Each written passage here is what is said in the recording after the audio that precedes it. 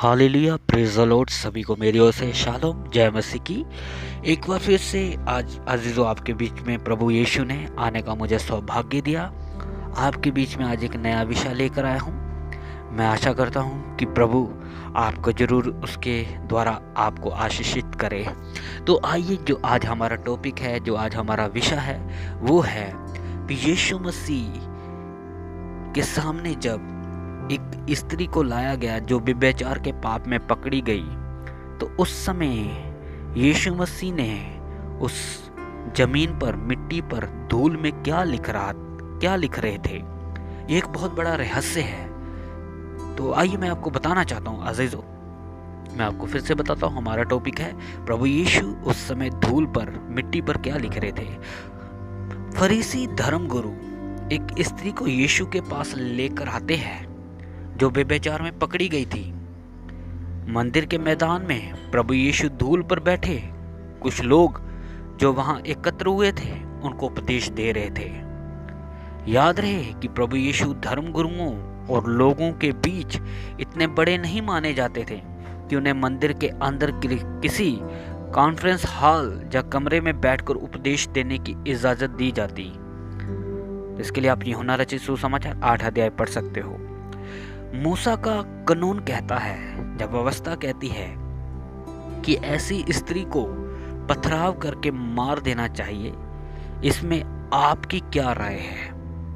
तो मैं आपको बताना चाहता हूं अजीजों, सवाल यह है कि वो अपनी उंगलियों से क्या लिख रहे थे।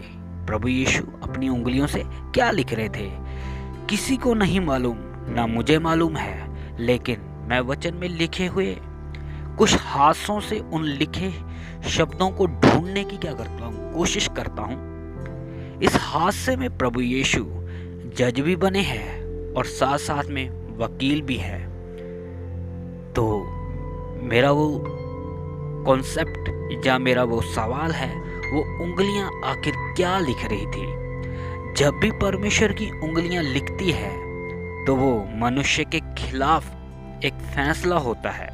वो मनुष्य को अपराधी और अधर्मी घोषित करता है और मनुष्य भागने लगता है, जैसे कि हम कुलुसियों की पत्री 2:14 में पढ़ लेते हैं। तो चलिए, ये 3 मौकों में क्या हुआ। नंबर 1, सैनाई के पहाड़ पर 40 दिन तक मूसा रहा। वहां परमेश्वर ने अपनी उंगलियों से 10 आज्ञा लिखकर मूसा के हाथ में दे दी, निर्गमन 31:18 में। और ये कैसी विडंबना है कि जब वो आज्ञा मूसा के हाथ में आई थी, उसी वक्त इजरायली पहाड़ के नीचे सोने के बछड़े को बनाकर उसको अपना ईश्वर पुकार रहे थे। कह रहे थे कि यही उन्हें मिस्र से निकाल कर लाया है। मूर्ति पूजा कर रहे थे। साथ ही वो सेक्स के पाप में भी सारी भीड़ उलझ गई थी। परमेश्वर ने मूसा से कहा, नीचे जा और देख तेरे लोग क्या कर रहे हैं। नीचे जाकर मूसा ने क्रोध में आकर 10 आज्ञाओं की पट्टियां तोड़ दी। नंबर 2, पट्टियां क्या कर दी उसने? तोड़ दी। मनुष्य की बगावत की तस्वीर है, आज्ञा तोड़ने की तस्वीर है, और ये लिखी हुई आज्ञा उन्हें दोषी ठहरा चुकी, अधर्मी ठहरा चुकी।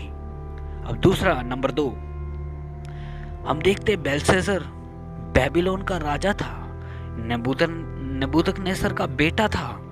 यरूशलेम को तबाह करके मंदिर के सारे सोने और चांदी के बहुमूल्य बर्तन लेकर नबूकदनेस्सर बेबीलोन आ गया। बेलशस्सर ने बड़ी जेवनार की 1000 बड़े अधिकारियों को बुलाया और इन पवित्र बर्तनों में शराब पी और अपने देवताओं को महिमा दी। अचानक महल की दीवार में उंगलियां दिखी और लिखने लगी बेलशस्सर के अपराध का फैसला। हम देखते हैं दानियल 5:7 में क्या लिखा है, मने मने तकेल उपारसीन। किसी को समझ ना आया। बेलशस्सर भयभीत हुआ, उसके पांव कांपने लगे। फिर हमने देखते हैं दानियल को बुलाया गया। जिसने उसका क्या बताया, अर्थ बताया। मने का मतलब तू गिना गया और गिनती कम निकली। तकेल का मतलब तू तोला गया और हल्का निकला। उसी रात बेलशस्सर का कत्ल हुआ और फरीसी राजा दारा ने साम्राज्य जीत लिया। फिर हम देखते हैं नंबर 3, फैसला व्यभिचारिणी के खिलाफ या धर्म गुरुओं के खिलाफ। तो अब प्रभु यीशु की उंगलियों ने क्या लिखा? शायद वही लिखा हो जो बाबुल के महल की दीवार पर लिखा, उनके धूल के विवेक पर लिखा, जो थोड़ी हवा में चलने पर मिट जाता था। मने मने तकेल फरीसी पहचान गए और सीधे होकर यही कहा, तुम में जो वजनदार या धर्मी हो वह उसे पत्थर मारे। मने मने तकेल जाने तुम सब भी अपराधी और धर्मी पाए गए हो। अंजाम, पत्थर छोड़कर वो भाग गए। परमेश्वर की उंगलियां जब लिखती है तो कौन खड़ा रह सकता है? आज मेरा सवाल है आपसे, उसकी उंगलियां आपके दिल में कुछ लिख रही है। इसलिए अजीजों, इस विषय के द्वारा प्रभु आपको आशीष दे। सभी को जय मसीह की।